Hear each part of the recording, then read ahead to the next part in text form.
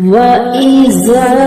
मरिज़्तु फहुव यशफ़ीन। और जब मैं बीमार होता हूँ तो मेरा अल्लाह ही मुझे शिफा देता है।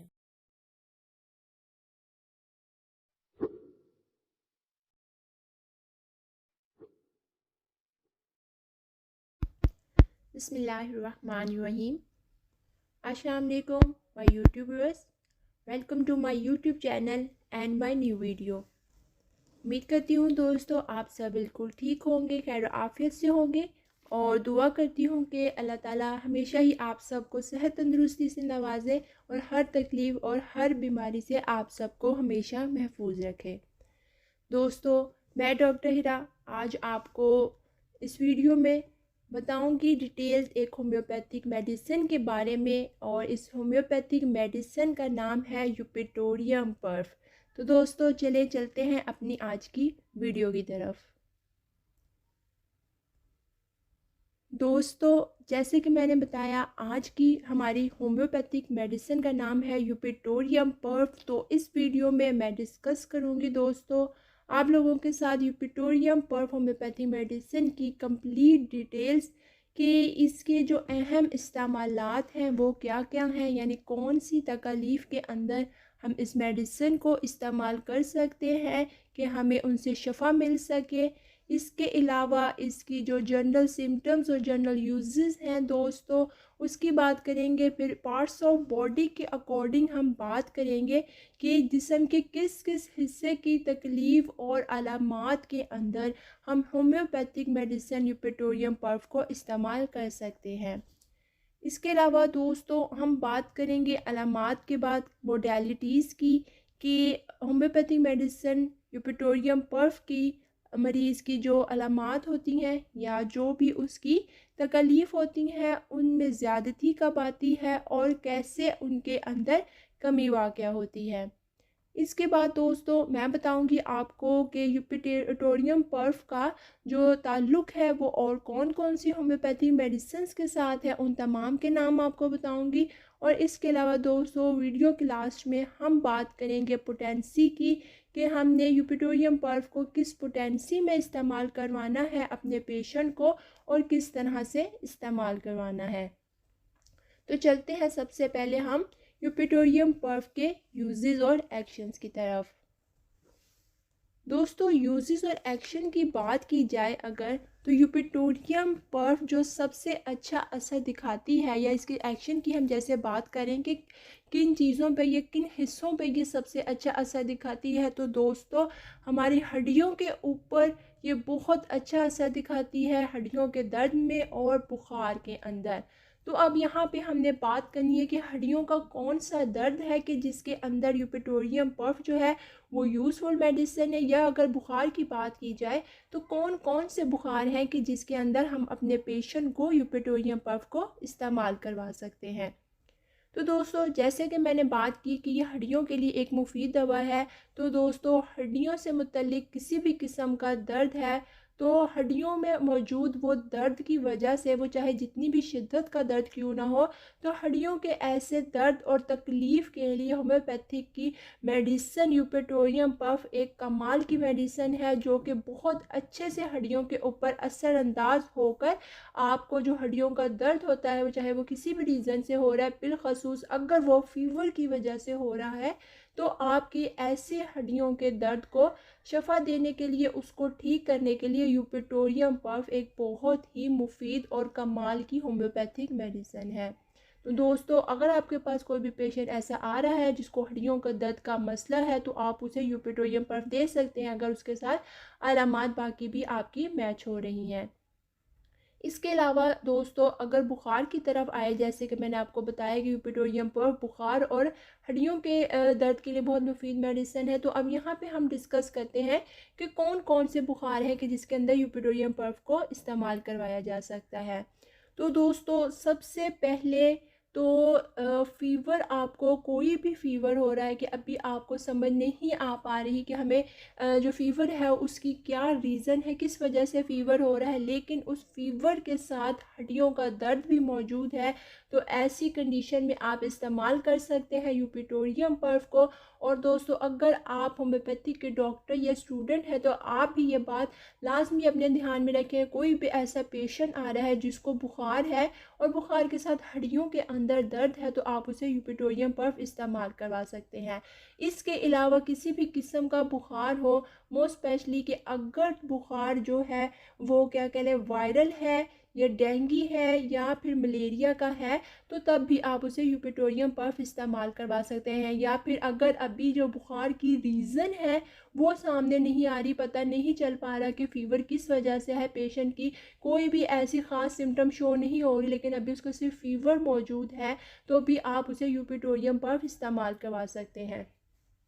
दोस्तों, अभी जैसे मैंने बात की बुखार की कि डेंगू और मलेरिया में भी इस्तेमाल किया, तो डेंगू का फ़ीवर एक ऐसा फ़ीवर है कि जिसके अंदर पेशेंट की हालत जो है काफ़ी हद तक सीरियस हो जाती है अगर बर वक्त उसका जो मुनासिब इलाज है उसको वो ना मिल पाए। तो दोस्तों, डेंगू के फ़ीवर के लिए यूपेटोरियम पर्फ एक नहायत ही कह लें कि लाजवाब और बेहतरीन दवा है कि ये पेशेंट की हालत बिगड़ने से पहले ही जो है कि वो बहुत कम टाइम के अंदर पेशेंट को डेंगू बुखार से निजात दिला देता है। और डेंगू बुखार के साथ साथ और जो भी अलामात आएंगी उसके अंदर भी ये बेहतरी लाएगी। इसके अलावा दोस्तों, अगर पेशेंट को मलेरिया बुखार हो गया है तो मलेरिया बुखार के अंदर भी आप उसे यूपिटोरियम पर्फ को इस्तेमाल करवा सकते हैं। ये मलेरिया के बुखार को भी ख़त्म करेगा। इसके साथ अगर पेशेंट को इन्फ्लुएंज़ा का मसला हो गया है और इन्फ्लुएंज़ा के साथ फ़ीवर हो गया है, जैसे कि अक्सर वायरल फ़ीवर हो जाते हैं, तो ऐसे वायरल फ़ीवर के अंदर भी आप पेशेंट को यूपिटोरियम पर्फ इस्तेमाल करवा सकते हैं। ये होम्योपैथिक मेडिसिन ऐसी है कि जो उस वायरल फ़ीवर को भी कवर अप करेगी, उसको ठीक करेगी, और उसके साथ साथ जो इन्फ्लुएंज़ा का मसला पेशेंट को हुआ हुआ है वो उस इन्फ्लुएंज़ा से भी उसको शफा देगी।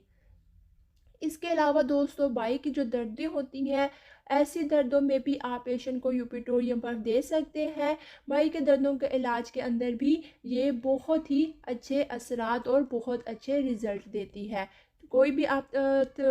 पेशेंट है किसी भी एज का है, आप उसको जो है कि 30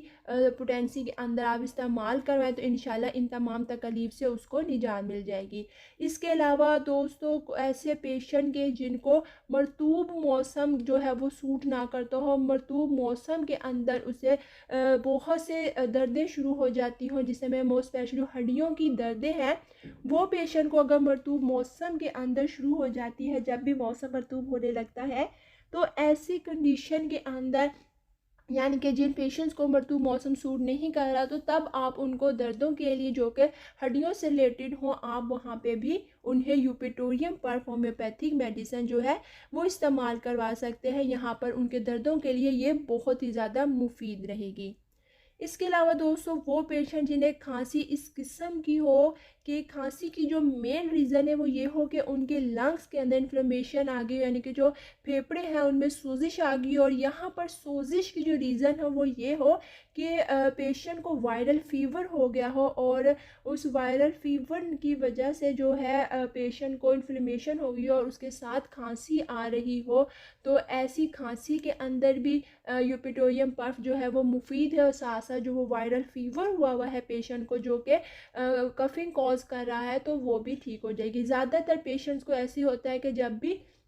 वायरल फ़ीवर आता है तो वायरल फ़ीवर आने के साथ जो है पेशेंट को खांसी आना शुरू हो जाती है, और इस खांसी के लिए क्या होता है कि अक्सर फ़ीवर ठीक हो जाता है लेकिन खांसी ठीक नहीं हो रही होती। तो ऐसे अगर पेशेंट को आप यूपिटोरियम पर्फ इस्तेमाल करवाते हैं तो वो जैसे ही फ़ीवर आपका ठीक होगा, तो फ़ीवर के साथ साथ आपकी जो खांसी है इंशाल्लाह वो भी ठीक हो जाएगी। ये नहीं होगा कि फ़ीवर ख़त्म होने के बाद भी कि खांसी कुछ दिनों तक जारी रहे, इस तरह की भी शिकायत आपको इंशाल्लाह नहीं होगी। इसके अलावा दोस्तों, यूपिटोरियम पर्फ जो है वो लीवर के ऊपर भी बहुत अच्छा असर रखती है, और लीवर की ऐसी शिकायत दोस्तों कि जिसमें लीवर पे भी इन्फ्लेमेशन यानी सोजिश का मसला हो जाए और इस सोजिश की जो वजह हो वो भी बुखार हो, जैसे कि डेंगू बुखार, उसमें भी लीवर जो है वो काफ़ी डिस्टर्ब हो जाता है, लीवर की सोजिश का मसला आ जाता है, जॉइंटिस हो रहा है, उसके साथ आपको फीवर हो रहा है। तो ऐसी शिकायत जिनके या डेंगू या क्या नाम है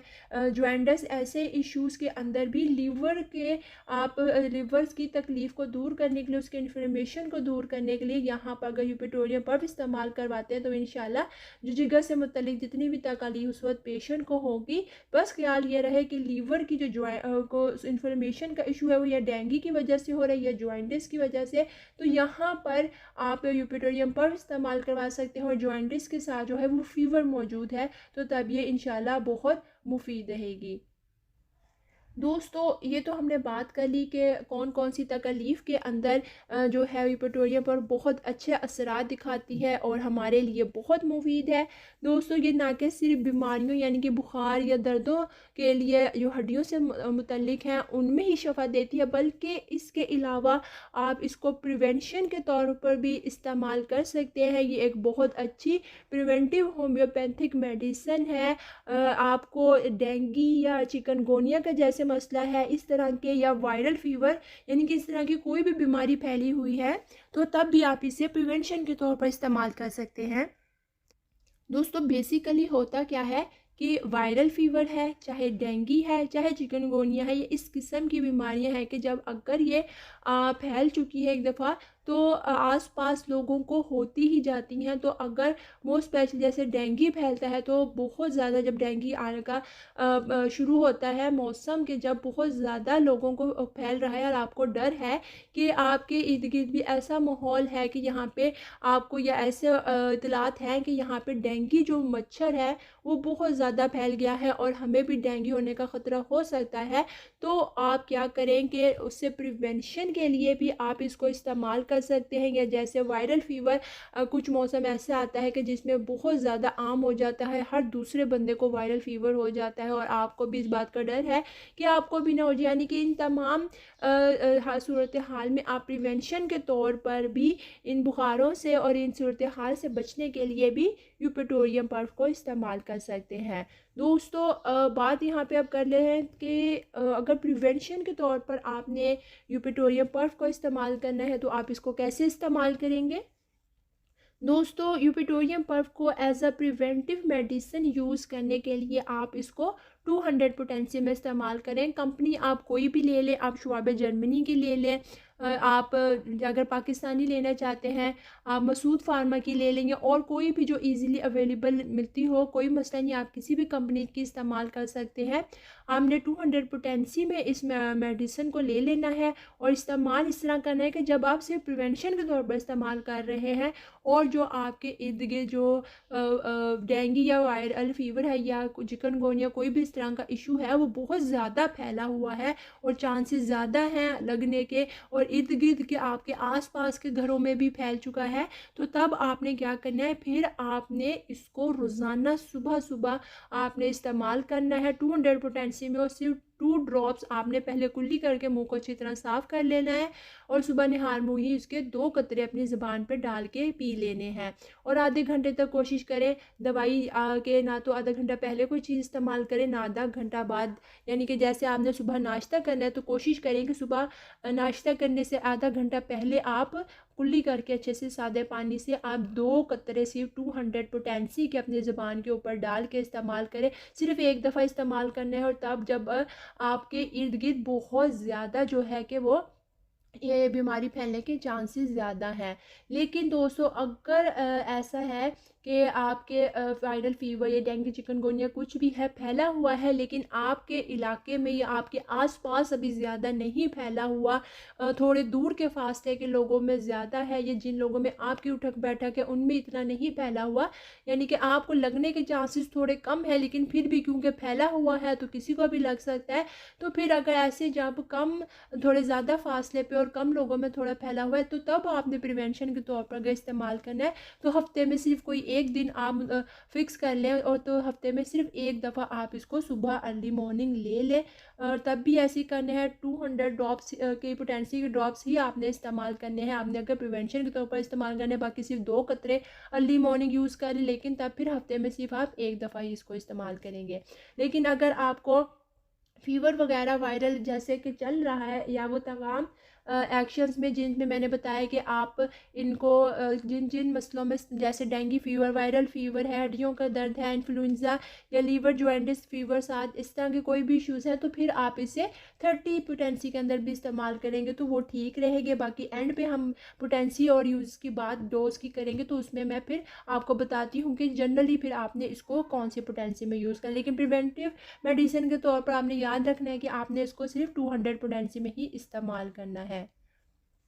तो दोस्तों, ये तो हो गए, हमने बात कर ली यूपिटोरियम पर्व के इस्तेमालात क्या क्या है, कौन कौन सी तकलीफ़ और मसाइल के अंदर हम इसको इस्तेमाल कर सकते हैं। अब चलते हैं हम इसकी कह लें डिस्क्रिप्शन या जनरल इसकी यूजेस और सिम्टम्स की तरफ। तो दोस्तों, यूपिटोरियम पफ जो है ये हड्डियों के लिए दवा के तौर पर एक बहुत मुफीद दवा मानी जाती है। बाजुओं और टांगों के जो पट्टे हैं, ख़ास तौर पर यह हड्डियों के साथ साथ पट्टों के दर्दों के लिए भी बहुत मुफीद होम्योपैथिक मेडिसिन है। और ऐसे पट्टों टांगों के दर्द, हड्डियों का दर्द के जो इनके जो इन्फ्लुएंज़ा या मलेरिया के बुखारों के साथ पाए जाते हों, तब भी आप इसको इस्तेमाल करें तो ये बहुत मुफीद है। इसके अलावा हमारा जो स्टमक है, लिवर है, उनकी और जो हवा की नालियाँ होती हैं, इन तमाम की जो बलगमी झिल्लियाँ होती हैं, उनके ऊपर इस दवा का बहुत अच्छा असर है। वो अफराद दोस्तों जो कि दरियाओं या दलदली इलाकों के आस पास रहते हैं, उन जगहों पे रहने वाले लोगों के जितने भी अमराज हों, उन अमराज में ये दवा बहुत अच्छा असर दिखाती है ऐसे लोगों पे। और बिलखसूस अगर उन लोगों को हड्डियों का शदीद दर्द हो रहा हो, तो वहाँ पर तो ये दवा बेइंतहा मुफीद है। इसके अलावा दोस्तों, अगर पुराना नौबती सफरवी बुखार है पेशेंट को, तो उसके लिए भी यूपिटोरियम पफ जो है कि बहुत ही ज़्यादा मुफीद होम्योपैथिक मेडिसिन है। इसके अलावा ऐसे अफराद जो कि नशे के बहुत ज़्यादा आदी हों, नशे से तबाहशुदा हो गए हों, तो ऐसे नशे से तबाहशुदा मिजाजों के अफराद के लिए भी यूपिटोरियम पफ बहुत मुफीद है। दोस्तों, जिस्मानी अफ़ाल में अगर बहुत ज़्यादा काहिली आ गई है, बहुत ज़्यादा सुस्ती आ गई है पेशेंट में, और उसके साथ हड्डियों का जो दर्द है वो आम पाया जा रहा है, यानी कि नॉर्मल रूटीन में दर्द हुआ ही रह रहा है सुस्ती और काहिली के साथ, और दर्द जो है काफ़ी शदीद भी हो जाते हैं हड्डियों का अक्सर, तो ऐसे सिचुएशन के अंदर भी यूपिटोरियम पर जो यहाँ पर कमाल का असर दिखाएगी। इसके अलावा दोस्तों, तकलीफ़ जो है पेशेंट को, उनका एहसास इस तरह हो कि जो वक्त की पाबंदी जिनमें पाई जाए, तो ऐसी सूरत हाल में भी यूपिटोरियम पफ जो है वो यहाँ पर बहुत ही ज़्यादा क्या इंतहाई मुफीद मेडिसिन है। दोस्तों, ये तो हमने अब बात कर ली यहाँ पे सारी यूजेस और इसकी अहम या जनरल आप यूजेस की या एक्शंस की हमने बात कर ली कि यूपिटोरियम पफ कहाँ कहाँ जो है बहुत अच्छा असर दिखाती है। अब दोस्तों, हमने चलना है सिम्टम्स की तरफ कि according two parts of body जिस्म के किस पार्ट में कौन से अहम सिम्टम्स या शिकायत है जो यूपिटोरियम के लिए ख़ास हैं। तो चलें दोस्तों, सबसे पहले मैं आपके साथ जिस पार्ट को डिस्कस करूंगी जिसके सिम्टम्स को, वो है हेड। दोस्तों, हम सर से मुतलिक अगर अलामात को देखते हैं यूपिटोरियम पफ के पेशेंट की, तो उसकी सूरत हाल कुछ इस किस्म की होगी कि पेशेंट के सर में तपकन वाला दर्द होगा। ऐसा महसूस होगा जैसे कि पूरे सर के ऊपर कोई शीशे की टोपी है जो रखी हुई है। इसके अलावा पेशेंट को सर दर्द के साथ जो तपकन वाला सर दर्द होगा, उसके साथ चक्कर पेशेंट को आएंगे, और ऐसा महसूस होगा जैसे कि वो बाएं जानिब यानी अपनी लेफ़्ट साइड के ऊपर वो गिर जाएगा। सफरा की कैप पेशेंट को आएगी, सर की चोटी और जो पुश्त है उसके ऊपर बहुत ज़्यादा दर्द पाया जाएगा। इसके साथ साथ आँखों के जो ढेले होते हैं उनमें भी दर्द या तकलीफ़ पाई जाएगी। नौबती जो सर दर्द है, जो कि समझ लें कि हर तीसरे या 7वें दिन है, पेशेंट को रिपीट हो रहा है, बार बार आ रहा है, ऐसे सर दर्द में भी यूपिटोरियम बहुत मुफीद है। इसके अलावा लेटने पर पेशेंट को पेशानी में बोझ होता हो और बोझ के साथ साथ दर्द भी पाया जाए, तो यहाँ पर भी ऐसे सर दर्द के अंदर भी जो यूपिटोरियम पफ है वो यहाँ पर बहुत मुफीद रहेगा। अब दोस्तों, नेक्स्ट पार्ट पे आते हैं। यहाँ पे हमने बात कर लेनी है माउथ की। माउथ की तरफ आए तो दोस्तों जो हमारा यूपिटोरियम पर्फ का पेशेंट होगा उसकी मुंह से मुतल्लिक कुछ इस किस्म की अलामात होंगी कि मुंह के जो कोने हैं वो जैसे फटे हुए हों, इस किस्म के रहते होंगे। इसके अलावा ज़बान की बात करें अगर यूपिटोरियम पर्फ के पेशेंट की,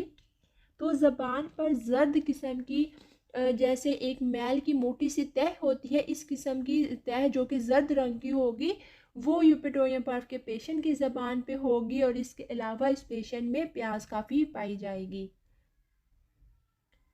नेक्स्ट पार्ट पे आते हैं। यहाँ हम बात करेंगे दोस्तों स्टमक से रिलेटेड सिम्टम्स की। तो दोस्तों यूपिटोरियम पर्फ का जो पेशेंट है, जैसे अभी हमने माउथ से रिलेटेड बात की कि उसकी ज़बान जर्द है, तो स्टमक की भी उसको जो प्रॉब्लम होगी उसमें भी उसकी ज़बान का रंग जो है वो आपको जर्द ही दिखाई देगा। जायका की अगर आप बात करेंगे पेशेंट की, तो उसकी ज़बान का जायका काफ़ी ज़्यादा जो है कड़वा रहेगा। इसके अलावा जो जिगर का मकाम है उस पर काफ़ी दुखन पाई जाएगी। हमने इसके एक्शंस पे भी बात की कि जिगर के ऊपर भी यूपिटोरियम पर्फ का जो है बहुत अच्छे असरात हैं। तो अगर जिगर के मकाम पर दुखन पाई जा रही है पेशेंट की, तो वहाँ पर भी ये बहुत अच्छा असर दिखाएगी। इसके अलावा जो जिगर के ऐसी दुखन के जिसके साथ आप ये कह लें कि शदीद किस्म की प्यास पेशेंट की पाई जा रही है, तो वहाँ पर भी ऐसी अलामात में ये काफ़ी मुफीद है। और पेशेंट को अगर सफ़वी इसहाल आ रहे हो, ऐसे इसहाल के जिनकी रंगत की बात की जाए तो वो सब्ज़ रंग का हो, और उस इसहाल के अंदर जो फजला खारिज हो रहा है वो काफ़ी ज़्यादा कसीर मिकदार में खारिज हो रहा है, तो वहाँ पर भी ये बहुत मुफीद है। इसके अलावा अगर पेशेंट को कै आ रही है और कै आने से पहले पेशेंट बताता है कि मुझे जब भी कै आती है तो उसके आने से कबल मुझे प्यास काफ़ी ज़्यादा लगती है, इसके अलावा मुझे हिचकी आती है और मुझे जो है अपने तंग कपड़े जो है वो पसंद नहीं आते, ज़रा सी भी मुझे तंगी महसूस हो कपड़ों की तो मुझे बहुत उलझन देते हैं, मैं पुरसुकून नहीं रह पाता उन कपड़ों में। तो ऐसी अगर सूरत हाल मौजूद है किसी पेशेंट में अलामात, तो यहाँ पर यूपेटोरियम पर्फ जो है वो बहुत अच्छा रिजल्ट देती है। चलते हैं नेक्स्ट पार्ट पे। दोस्तों यहाँ पे हम अब बात कर लेते हैं पखाना की मुतल्लिक अलामात की।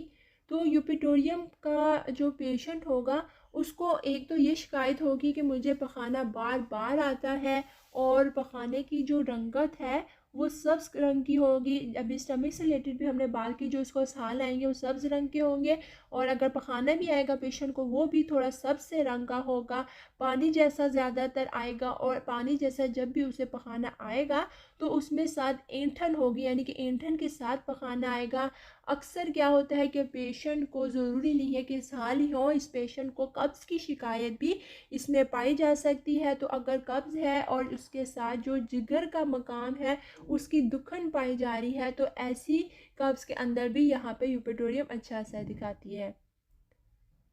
नेक्स्ट पार्ट पे आते हैं। यहाँ पे बात करते हैं तनफ़ुस से मुतल्लिक़ अलामात की। तो दोस्तों अगर पेशेंट को ज़ुकाम हो गया है और ज़ुकाम के साथ जो है वो छींकें काफ़ी ज़्यादा आ रही हैं, और साथ आवाज़ भी बिगड़ गई है, और सीने के अंदर पेशेंट को दुखन बहुत ज़्यादा महसूस हो रही है कि सीने को सहारा देना पड़ रहा है, तो ऐसी तकलीफ़ के अंदर यूपेटोरियम पर्फ यहाँ पर काफ़ी मुफीद है। इसके अलावा दोस्तों इन्फ्लुएंज़ा हो गया हो, और इन्फ्लुएंज़ा के साथ ये अलामात ख़ास तौर पर पाई जाती हो कि पेशेंट को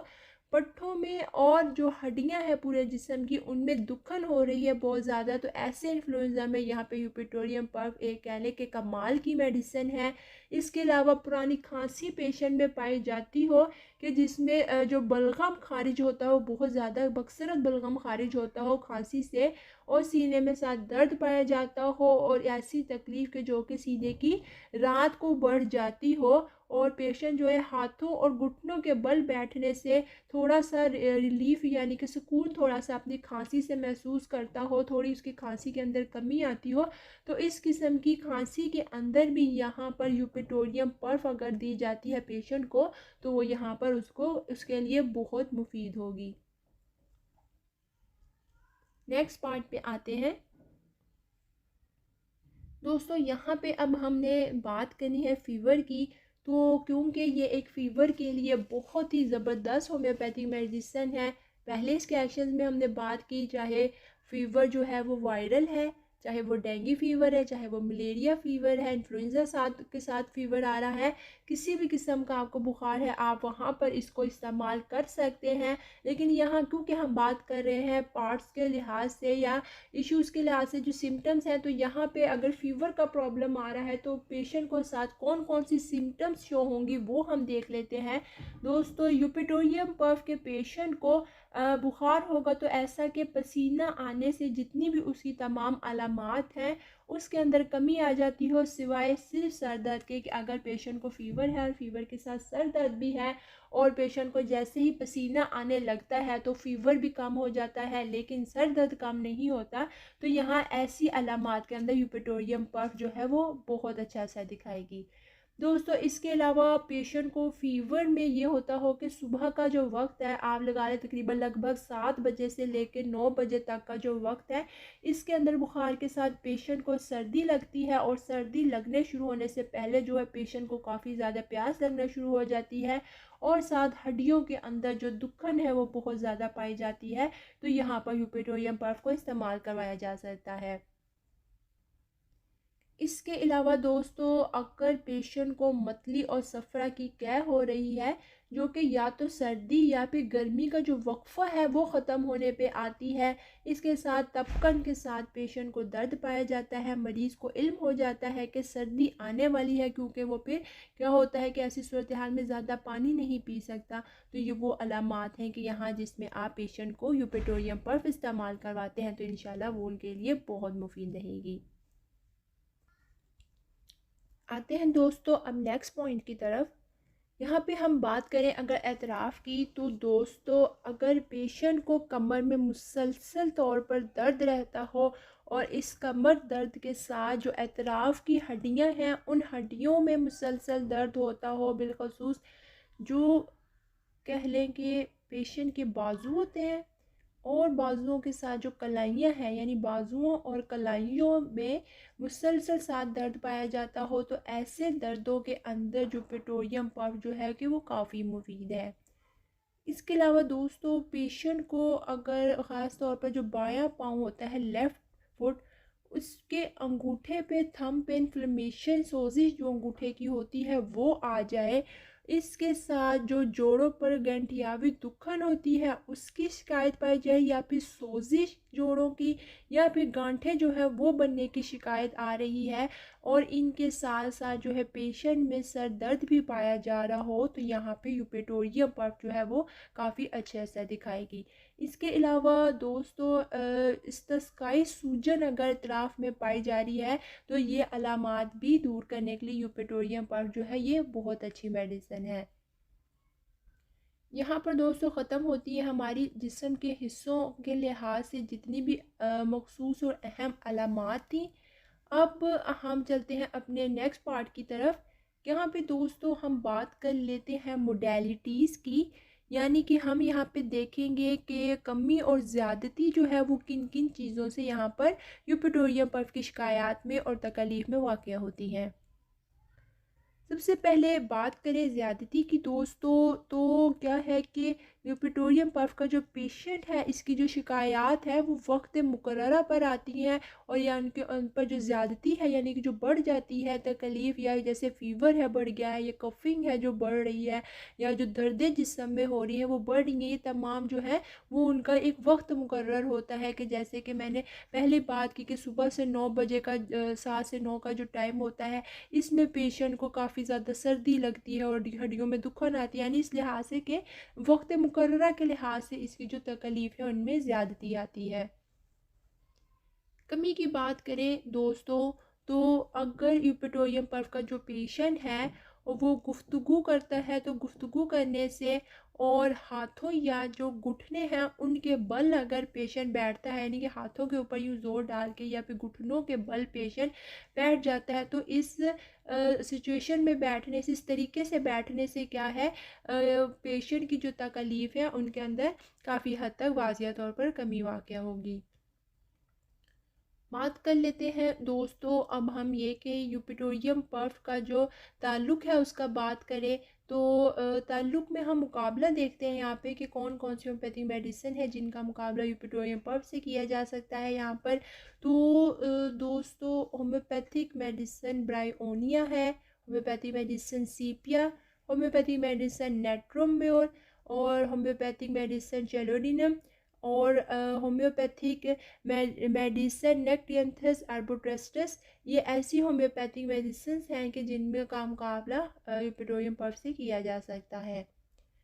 अब सबसे लास्ट में दोस्तों हमने यहाँ पर डिस्कस करनी है खुराक को कि यूपिटोरियम पफ की खुराक हमने कैसी लेनी है। तो दोस्तों मदर टिंचर से लेके 3x पोटेंसी तक जो है इसकी बहुत अच्छी है ताकत है। इसके अलावा आप 30x पोटेंसी में इसको यूज़ कर सकते हैं या फिर आप इसे 200 पोटेंसी में तब जबकि आपने प्रिवेंशन के तौर पर इसे इस्तेमाल करना है तब इस्तेमाल कर सकते हैं। और जैसे कि आपको बुखार हो रहा है चाहे वो डेंगू वायरल है, मलेरिया है या फिर चिकनगुनिया इस किस्म का कोई बुखार या फिर जिस्म के दर्दों के साथ आपको बुखार आ रहा है जो कि हड्डियों या पट्ठों का दर्द है, तो इस किस्म के तमाम बुखारों की शिकायत में आप इसे 30x पोटेंसी के अंदर इस्तेमाल कर सकते हैं। चाहे तो दोस्तों एक घूंट पानी के अंदर भी आप इसको इस्तेमाल कर सकते हैं। आप इसके 2 से 3 कतरे सिर्फ एक घूंट पानी के अंदर डाल के दिन में 3 दफ़ा या 4 दफ़ा इस्तेमाल कर सकते हैं। लेकिन अगर फ़ीवर की कंडीशन ऐसी है कि काफ़ी तेज़ फ़ीवर है तो आप इसको एक एक घंटे के वक्फे से भी रिपीट कर सकते हैं उस वक्त तक कि जब तक आपका फ़ीवर जो है वो कम नहीं हो रहा है। यानी कि 3 से 4 डोजेज़ जो है पहली जब आपको फ़ीवर हुआ है और बहुत सीवियर फ़ीवर है तो पहले 3-4 डोजेज़ आप ऐसे कर लें कि आप एक एक घंटे के वक्फे से, जैसे आपने पहले फॉर एग्ज़ाम्पल 1 बजे मेडिसिन की एक डोज ली है 30x पोटेंसी के, आपने 2 कतरे चाहे तो सीधे ज़ुबान पे डाल लें या फिर एक घूंट पानी में 3 कतरे या 2 कतरे डाल के ले लें, कुल्ली कर लिएगा, अच्छे से मुंह को साफ़ कर लिएगा, उसके बाद लें। मिसाल के तौर पे 1 बजे आपने डोज दिया, आपको फ़ीवर बहुत तेज़ था और 2 बज गए हैं तकरीबन और फ़ीवर जो है वो भी हल्का नहीं हुआ या उसमें तकलीफ़ जो साथ दर्द हड्डियों में हो रही है उसमें कमी वाक़या नहीं हुई, तो आप 2 बजे दोबारा 30x पोटेंसी के 2 कतरे दोबारा से ज़ुबान पर डाल लें। फिर आप देख रहे हैं कि फ़ीवर जो है वो कुछ हद तक सिर्फ कम हुआ है, मुकम्मल तौर पर ठीक नहीं हुआ, तो 1 घंटे का वफ़र डाल के 3 बजे आप फिर दोबारा जो है वो एक और डोज ले सकते हैं। ठीक है, तो 3 से 4 डोजेज़ आप इसकी रिपीट कर सकते हैं और जैसे ही बुखार कम हो जाए, हल्का हो जाए या ठीक हो जाए, फिर आप दिन में 3 या 4 दफ़ा सिर्फ डोज लेंगे और उस वक्त तक लेंगे कि जब तक आप जो है मुकम्मल आपका जो फ़ीवर है वो ठीक ना हो जाए या जब तक आपकी जितनी भी अलामात हैं या जो हड्डियों के अंदर दर्द है वो ठीक ना हो जाए। तो दोस्तों ये थी हमारी आज की होम्योपैथिक मेडिसिन यूपिटोरियम पफ जो कि इस्तेमाल होती है मुख्तलिफ बुखारों के लिए और हड्डी और पट्ठों से मुतल्लिक तकलीफ़ में। उम्मीद करती हूँ दोस्तों कि हर चीज़ बहुत अच्छे से डिस्क्राइब की गई होगी। अगर कोई कमी बेशी रही हो तो आप ज़रूर बताइएगा। बाकी दोस्तों अगर आपको वीडियो इन्फॉर्मेटिव लगी हो तो मेरी वीडियो को लाइक करना मत भूलिएगा। इन्फॉर्मेशन आप अगर अपने दोस्तों और रिश्तेदारों के साथ बांटना चाहते हैं तो मेरे वीडियो के लिंक को ज़रूर आगे शेयर कीजिएगा। और अगर फ्रेंड्स आप मेरे चैनल पर न्यू हैं और आपने अभी तक चैनल को सब्सक्राइब नहीं किया तो मेरे चैनल को सब्सक्राइब करना मत भूलिएगा। बेल आइकन को ज़रूर प्रेस कीजिएगा ताकि तमाम न्यू आने वाली जो वीडियोज़ हैं उनकी अपडेट आपको मिलती रहे। Thank you.